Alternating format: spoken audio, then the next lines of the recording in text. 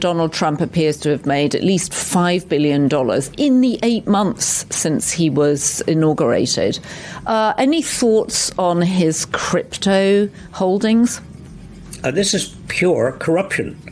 Let's not beat around the bush. When history is written about this administration, one of the first lines in the first paragraph is going to be about the extraordinary payoffs that were made to Donald Trump. I'm Jaonna. This is the Daily Beast podcast, and thank you for all your comments on Dr. John Gartner's diagnosis of Donald Trump as having dementia. Many of you found his arguments and his medical terms extremely convincing. Several of you suggested other doctors we could talk to, so we're reaching out so we don't just have one person's diagnosis that we're relying on. But as many of you pointed out, what was convincing about Dr. John Gartner was just the sense that he's been diagnosing President Trump, who's been in the public eye for so long that there are lots of moments to judge him against now, 5 years, 10 years, and 30 years ago, which is what doctors need and often don't have. But in this case, they actually do. So thank you for your comments on YouTube. Let's get into today's guest, who is the same age as the president and just as busy as the president, but he's busy on Substack, on YouTube. He's been making documentaries. He's writing books to make sure we know what a catastrophe is happening to the America he knows and loves. Today, I'm talking to Robert Reich, who was Secretary of Labour under Bill Clinton. He was advisor to presidents from President Ford to President Obama. He's a beloved Berkeley professor, and he was the subject of this year's documentary, The Last Class. He's also the force behind Inequality Media and of a new memoir coming up short, referring to his height. He's only 4'11", but he towers above most of us. A memoir of my America. Robert Reich, let's get into it. Robert, you were Labour Secretary. What are you making of this attempt to what appears to be obfuscate the numbers around inflation and around jobs?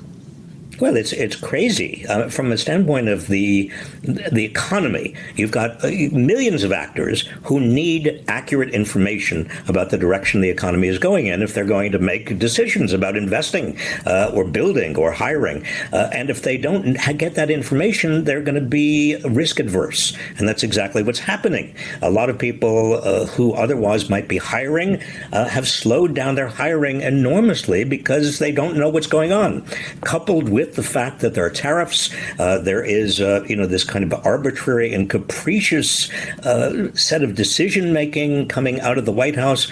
Well, again, it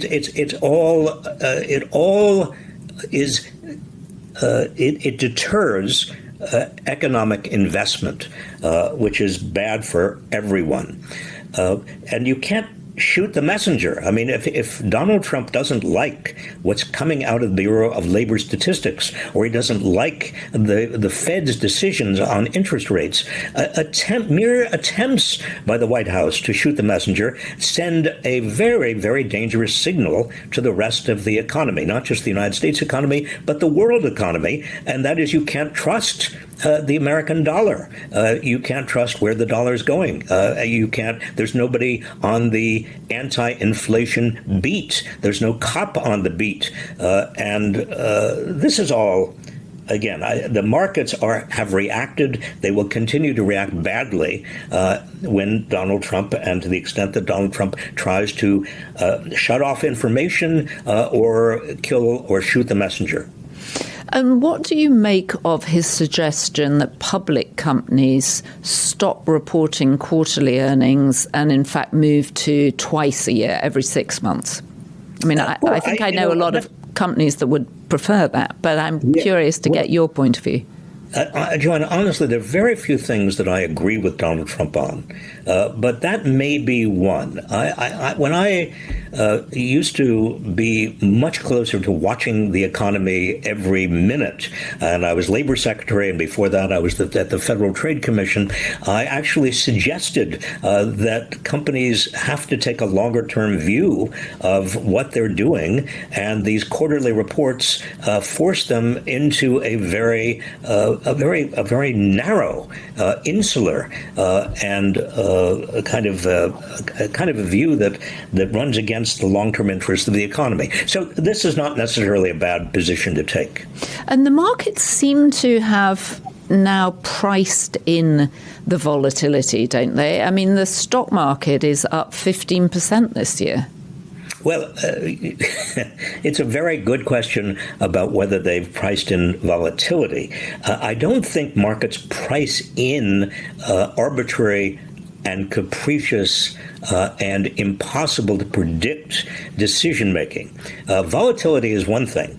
Yes, I mean, there is going to be a lot of volatility whenever there's any kind of a change in administration, whenever there is a lot of tumult in the world, given Israel and given Putin and given everything else that's going on.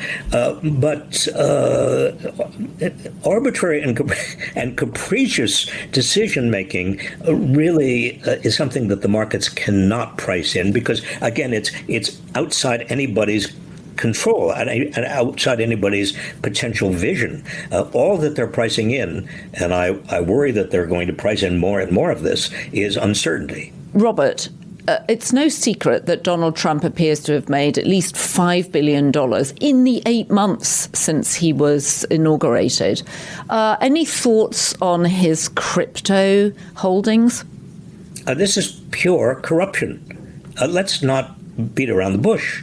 When history is written about this administration, one of the first lines in the first paragraph is going to be about the extraordinary payoffs that were made to Donald Trump. Some of them violating the emoluments clause of the Constitution that says, foreign powers cannot pay off a public official. But some of them are just nothing but attempts to curry favor with Donald Trump. And crypto has opened the floodgates to that kind of currying of favor. It is a scandal. But unfortunately, there's so many scandals with regard to this administration, it's difficult to come out to really focus on one. Who should actually be policing that most effectively? Is that the SEC? Well, the SEC should be doing that. And the Commodity Futures Trading Corporation could be doing it. The SEC is now run by a Trump lapdog who has huge crypto holdings and has basically allowed crypto to do whatever it wants to do. And the crypto industry has become so rich that it's paying off members of Congress in terms of campaign contributions, including a number of Democrats. And so it is, you have this kind of a doom loop with regard to what it can get away with. The whole thing is a market that is based upon nothing but expectations that some bigger fool is going to come along and buy even more crypto that you can get rid of. This is like the tulip craze in Holland. This is just a matter of when is it going to explode? We all remember what happened in 2008 with regard to many the credit swaps. Many assets on Wall Street that were derivatives of derivatives and derivatives of derivatives, and you can go for a while and you can build and build and build, but eventually you can't, and eventually somebody gets left holding the bag. That's what's going to happen with crypto, but crypto is even worse because the only purpose of crypto, as far as I can see, is hiding illicit, illegal, often immoral transactions that violate all sorts of international laws and rules. It also uses up a lot of a lot of electricity, a lot of environmental damage, a lot of water from areas of the country that don't really have all that much. There's no redeeming social value in crypto at all. The subtitle for your book is A Memoir of America. But what is America at this point? What should we be most concerned about? Well, I am most concerned, Jaonna, about the loss of freedom, the loss of our rights, constitutional rights. Everything from the First Amendment, the right to speak, the right to assemble, the right to due process, the right not to be arrested without due process, the right not to be disappeared off the streets without due process. We have a constitution that provides a lot of guarantees, a lot of bulwarks against a rogue government.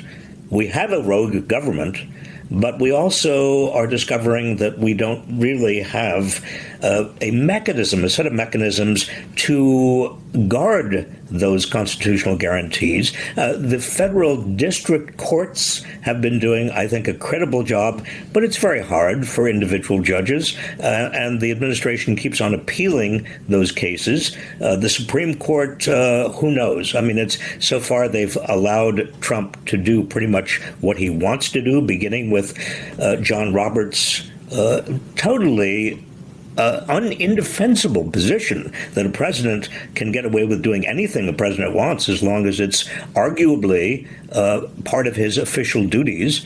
But there is also a failure of the leadership class in America. And by leadership class, I'm talking about everyone from the people who run media companies to religious leaders to people who are university presidents who keep telling me they don't dare speak out.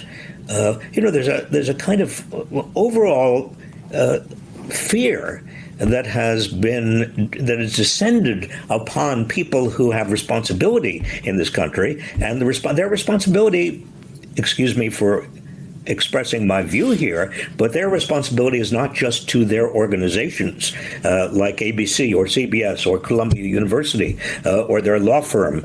Their responsibility, if they're leaders, true leaders, is to the country as a whole, including our democracy, including the rule of law, including the Constitution. And so that, to me, is also a real concern. So you mentioned that university presidents are telling you that they're fearful. Clearly, business leaders are fearful too. I've had several conversations with prominent CEOs who just don't want their heads above the radar. How do we, or what should leadership look like at this point? And I mean, one of the complexities, I think, is that Donald Trump was elected, right? And secondly, we say the First Amendment has been attacked, but there are still plenty of people, us included, able to speak freely about what we're concerned is happening. So how do you manage to balance all these contradictions? Well, I don't think there are many contradictions here. I mean, first of all, we don't have any idea how much speech right now is being chilled.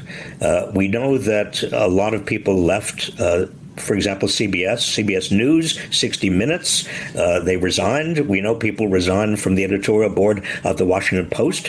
We can see the resignations. We just don't know what they have agreed to suppress, or what kind of suppression went on that led them to resignation.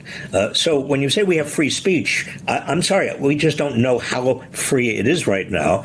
And when we see Jimmy Kimmel and the executives of Disney and others caving in, it's a pretty awful set of circumstances and an abdication of responsibility. I was talking recently to a business leader who was very upset about what's going on, and I said to him, well, what are you going to do? Are you going to put your name to a petition? Are you going to stand up and really be counted? And he said, oh, no, I can't do that. I have too much at stake.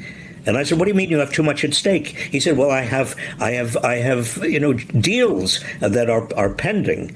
Well, the more people, Jaonna, who have positions of responsibility and positions of leadership who say, well, I don't dare put my head up because I'm going to be, I'm fearful that I'm going to be targeted by this administration. They are complicit. They are enabling this kind of tyranny.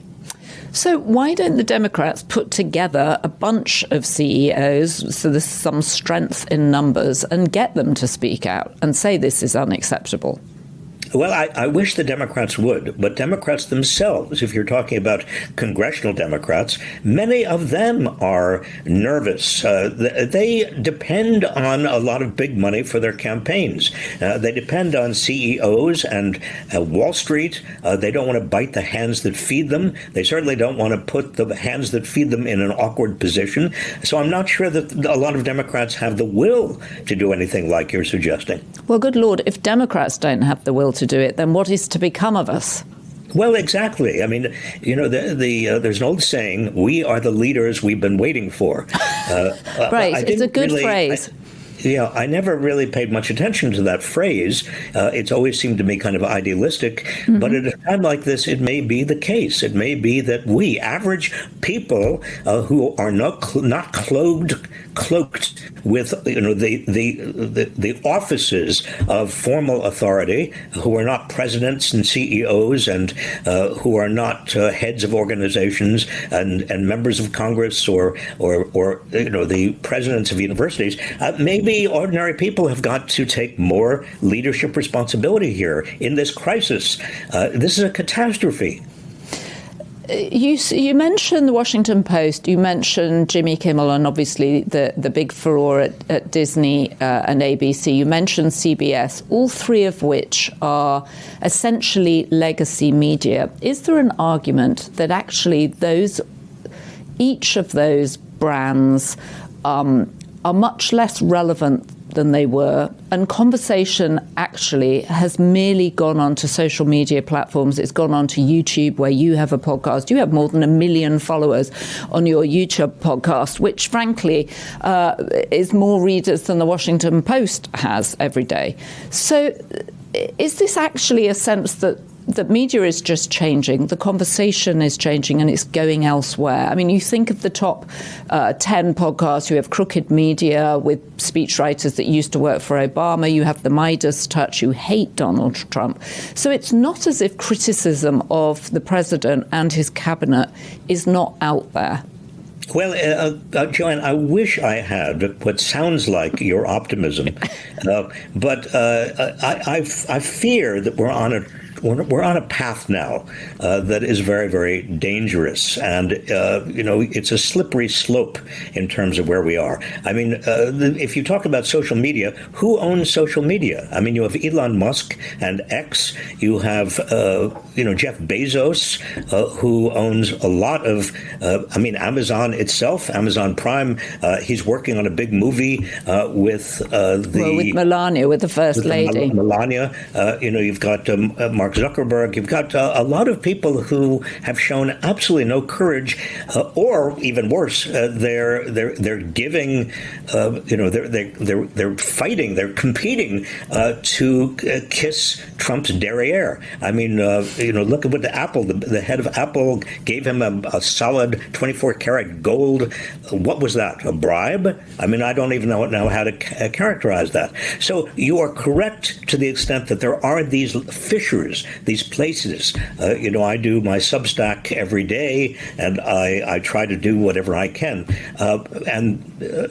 But these are the exceptions. Maybe they're green shoots of something in the future. I hope they are. But it's not just the legacy media that have failed us. It is also, these billionaires who are in charge of a lot of social media who are going over to the dark side. Robert, what did you think when you saw the tech leaders like Mark Zuckerberg, like Sergey Brin, sitting at that table with Donald Trump? I want to come on to the dinner at Windsor Castle in a minute, where they were sat again with Donald Trump and this time the King of England.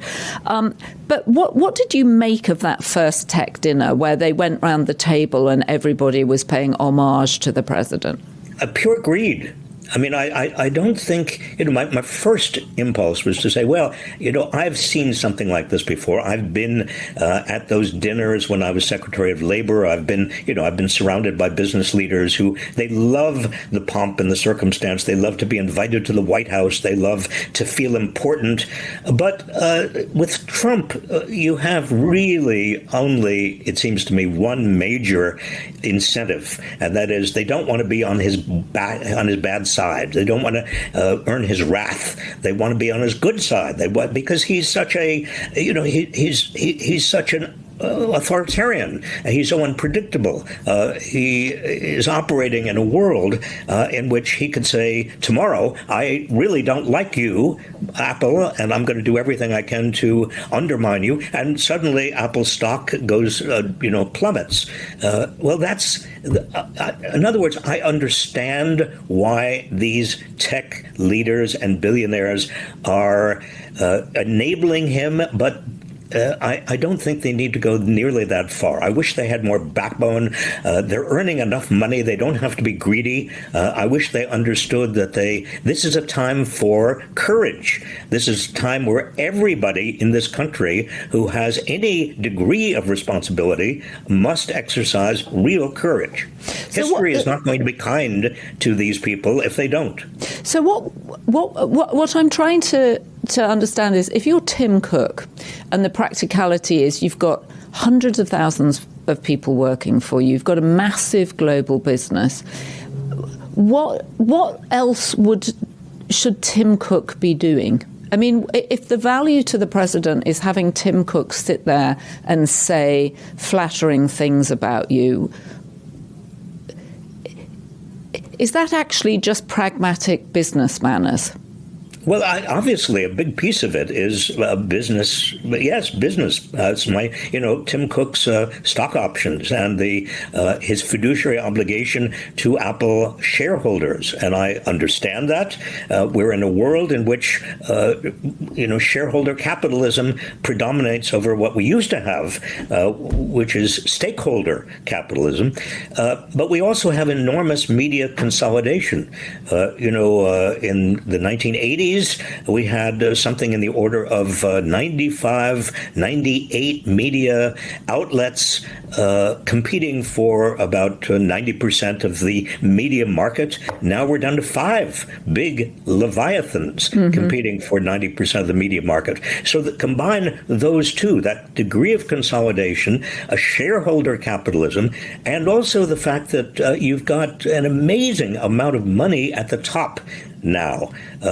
These people like Tim Cook and Elon Musk and Jeff Bezos, they are not just billionaires, they are hundreds of billionaires. They are people who have a lot at stake. And if I were being very cynical, and I hate to even be this cynical, but I'm going to say it anyway, I'm not sure they have a deep dedication to democracy.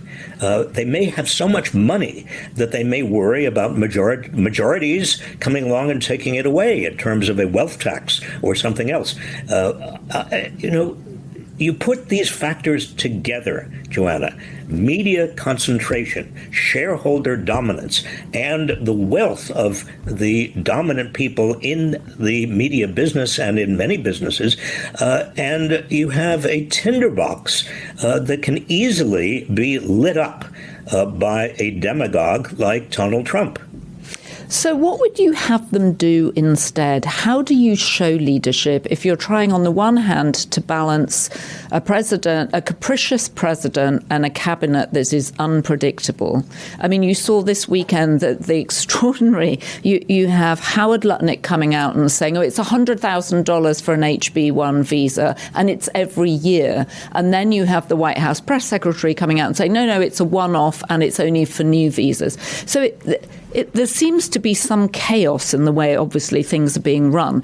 How should you manage this if you are managing a business? I understand your point about shareholder value and stakeholder value, but if you're in the real politic of trying to manage this now, if you were Tim Cook, what would you do? Would you say, no, I'm not coming for dinner? Or would if I were Tim Cook, yes, I would not necessarily kiss his derriere by coming for dinner, and I wouldn't give him 24-karat gold awards. I would get together with other CEOs quietly and have a common front, have some agreement. We're in this together. The future of our democracy is very intimately related to the future of our businesses and vice versa. If I were a university president, if I were Harvard is doing a pretty good job right now, but I'd get together with all other higher education and say we have to have a united front because this divider in chief, this demagogue in chief, is trying to divide us, and divided we are very, very weak. If we can get together, we're much stronger. Same thing with law firms. Same with cultural institutions. Together, there is a possibility of stopping this. But divided, there's almost no possibility. Everybody has an incentive to do the opposite. Everybody has an incentive to try to appease this tyrant. Well, and the more you appease the tyrant, the more they come after, right? I mean, that's the one thing history has shown us, that actually the worst thing you can do to a bully is give him the lunch money, because then the next day he comes back and he wants twice as much. Exactly. I mean, Neville Chamberlain, made a point historically that I think that it's important for us to remember. You cannot appease a dictator. He does come back asking for more. And the problem is as long as he is able to divide and conquer, then everybody really becomes much, much weaker. Well, of course, what they say about academics is that the knives are so sharp because the stakes are so small. The idea of pulling together a group of presidents of universities who could agree seems somewhat fanciful. Do you think realistically you could do that? I love the notion of it, as I do similarly the idea of bringing all these tech chiefs together, and yet the tech chiefs themselves are frequently suing each other. We know that lots of them don't speak to others. So it's not as if they have they may be in the same business, but they have lots of things that would serve them well if another went down. Aren't they all hoping that the spotlight, Trump's wrath, just falls on someone else, not them?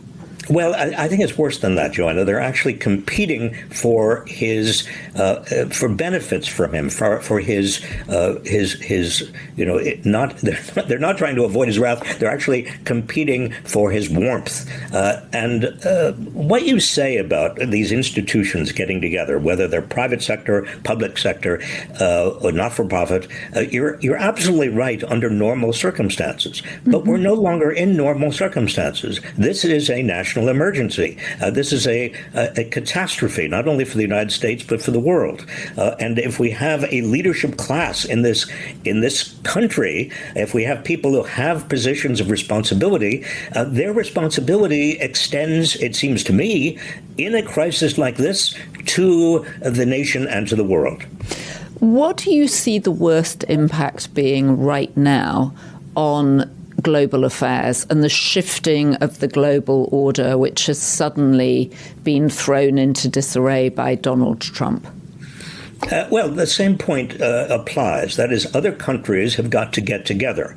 And I think the European Union is doing a credible job. But the European Union needs to get together with Canada and Japan and Australia and all of these countries that had traditionally been allies of the United States, where Donald Trump is is basically saying you are no longer allies of the United States. They should ally themselves together, understanding that at least temporarily they cannot rely on the United States. They are all in some danger from Putin. They are in some danger from Xi. They need to use each other and rely on each other rather than trying to keep in the good graces of Donald Trump or avoid his wrath. I mean, again, this goes back to the same theme. You cannot appease a dictator. And what was your thought when you heard that Bob Iger had made the decision with his, as he made it very clear to say, his number two, Dana Walden, to suspend Jimmy Kimmel's show indefinitely. There does seem to have been a backlash to that. Today we had 400 celebrities getting together and doing exactly what you say, complaining about the decision. You've got people calling for a boycott. Oddly, late-night comedians, not people that you would think would have actually a close fraternity, seem to have gotten together and supported Jimmy Kimmel. Does that decision, do you think there is any way out of that for Disney in a good way for the freedom of speech at all? Well, if Disney reversed itself and apologized and rehired Jimmy Kimmel and said, we made a terrible mistake and we should not have been intimidated by the FCC, that might be helpful, but it may be too late for that. And by the way, for all these comedians to get together and support each other is great.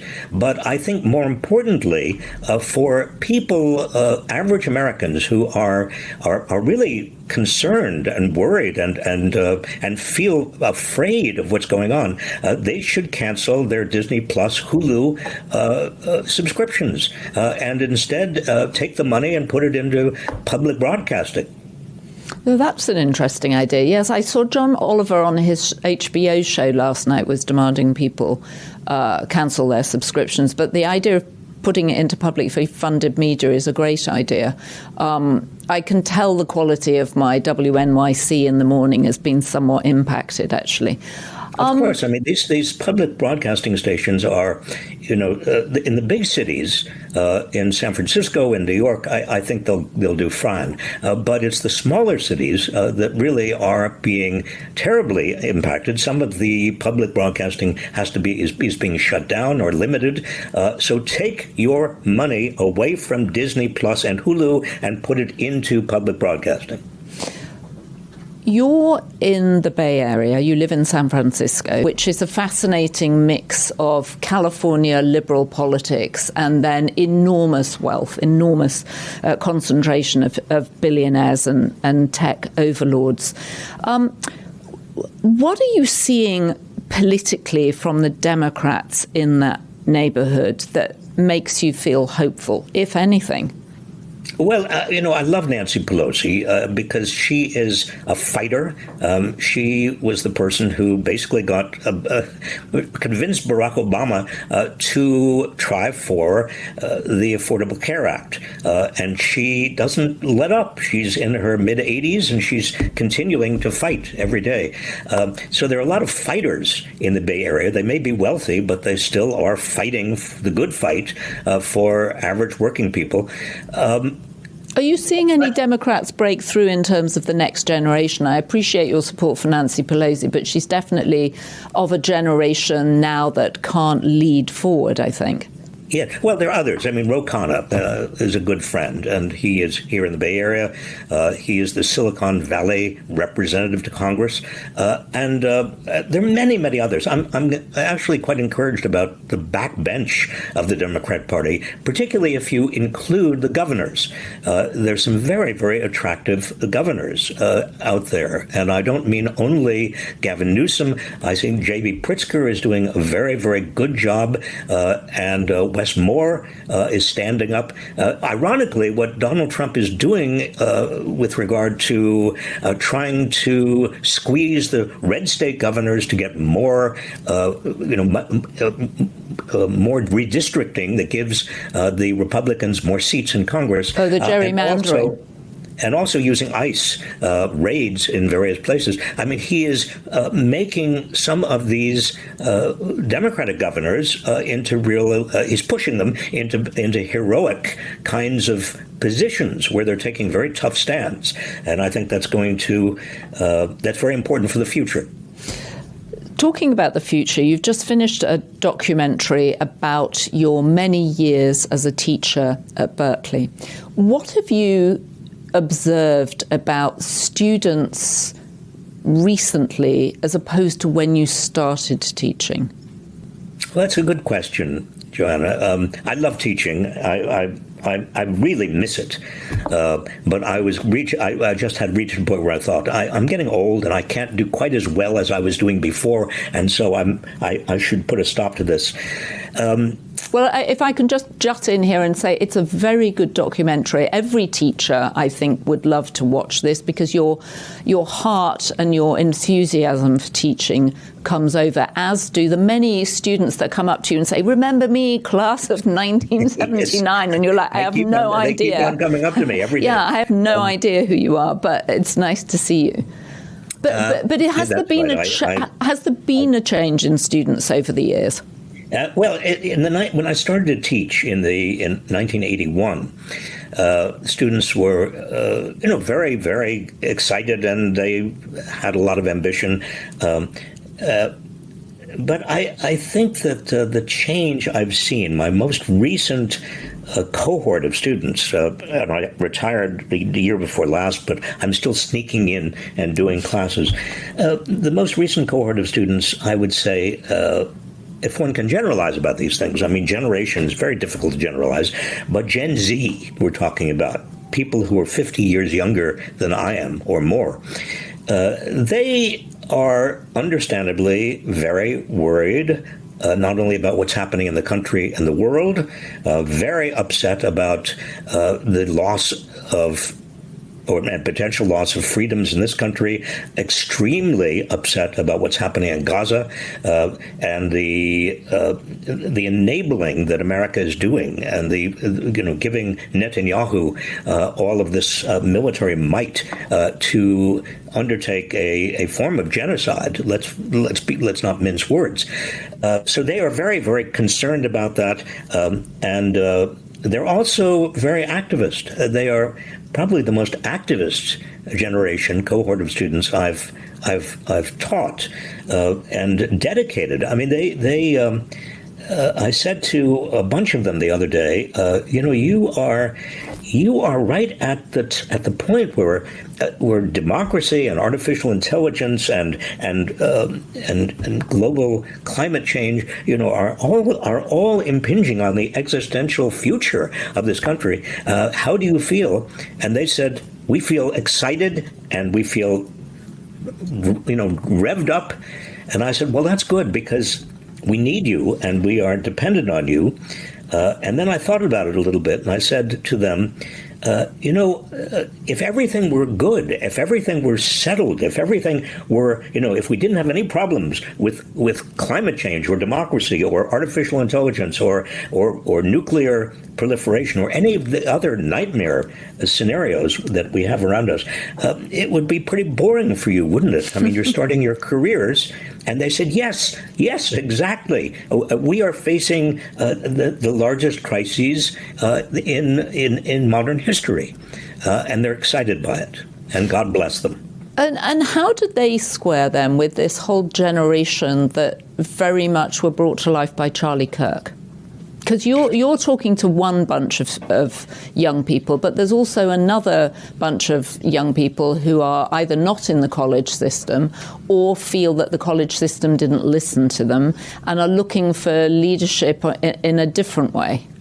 Well, there are actually several different groups, if you want to drill it down. There are the non-college young people, and they really do have a reason to be upset and angry about the fact that the system is rigged against them. I mean, if you don't have a college degree, it's very difficult to get into the middle class in this system.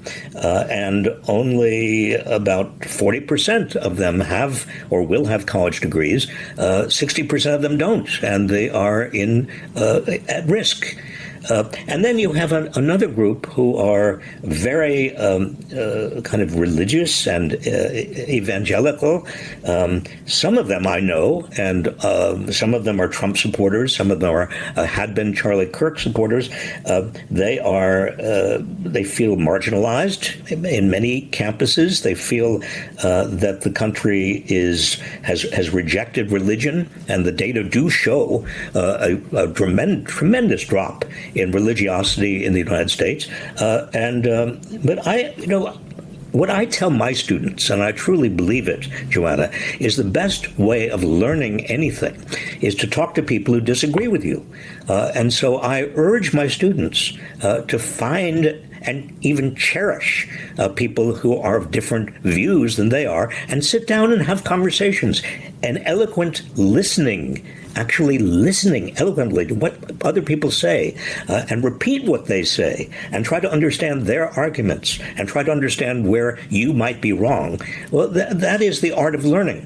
And teaching is giving people that art of learning. So you've finished teaching. You seem more prolific than ever on Cafe Clatch and your YouTube podcasts. What else are you doing? Do you have another book coming out? How do you spend your time, Robert? Well, I do a Substack every day, an essay. Mm-hmm. Some people say to me, you're pushing 80 years old. How do you write every single day? And I said, well, what else am I going to do? And I have ideas for books, and we have, I'm working with a very talented group of young people on putting out videos. My son Sam, about 10 years ago, got me interested in social media, and thank goodness, because I'm not sure I would break through to young people if I were still writing books. He was very kind, if not a little bit condescending to me 10 years ago. He said, Dad, if you really want to reach my generation, I respect you for writing all the books you've written, but we don't necessarily read that much. And after I got over my depression from what he said, I did with a few other people. We started this nonprofit called Inequality Media Civic Action, and we do a lot of videos, and we do a lot of other movies and explainers, and I think that's how to reach a lot of young people. All right, so we have a lot of people that watch the podcast, listen to the podcast, and I think it's fair to say are feeling some despair and anxiety about where we are at the moment. As a final note, how would you encourage people to get involved, to get engaged in trying to change things? As you say, be the leaders that you want to have. Well, I say to people, number one, if you are despairing, depressed, angry, stressed, I completely understand. I mean, how can you not be? But activism, being an activist against this kind of tyranny is the best antidote to all of these feelings. So get out there. I mean, call your members of Congress every single day. Keep the White House and the congressional switchboard totally occupied. Beyond that, go into your community and protect people who are very vulnerable to the extent that you can. Make bad trouble. Also, write your members of Congress, write your local newspapers, boycott companies like we talked about, ABC, be an activist in terms of consumer activism and consumer boycotts. There's a long list, and I've on my Substack every month or so, I put out another long list of things that you can do. Nobody should feel that they have lack of agency. This is a time when we all have to be leaders in terms of mobilizing, organizing, energizing people around us who are even more demoralized, or who have decided that the best strategy is to keep their heads down and not even read the news. No, that's not the best strategy. The best strategy is to be an activist. Okay, well, I don't know if there are any local newspapers left to write to, but I love your idea of leaning into your own agency and writing to your Congress people. One forgets that they are there to represent you and that you can make a difference. Robert Reich, thank you very much for what I know is your very precious time, because you're now going off to write another Substack, you're going off to make another video, you're going off to lead another group of young people into the future. But we really appreciate you spending time with us. Well, thank you very much, Jaonna. I appreciate it. No signs of dementia with Robert Reich, even as he approaches his 80th birthday. And I can strongly recommend his documentary, The Last Class, in which he basically looks over his life as a teacher. And for anyone who's been a teacher, who wants to be a teacher, it's a very moving, inspiring documentary. And I'm sure there are lots of students out there who've been through his classes who will thoroughly enjoy this documentary. Anyway, if you have been, thank you for joining us. We appreciate your support. We are independent media after all. I'll be back tomorrow with Michael Wolff for our second episode of Inside Trump's Head this week. Don't forget to share this podcast with your friends, with your enemies, with your colleagues at work. The point is to have a discussion. You can argue with us, that's absolutely fine. And please do in the comments, or you can agree with us. That's nice too. If you have been, we appreciate your support. And though we haven't seen her this week, as the First Lady would have us say, be beast. Thank you to our Be Beast members, Connie Rutherford, Karen White and Heidi Riley. We appreciate your support, and thank you to our production team, Devon Rogerino, Anna von Urson, and our editor, Jessie Millward.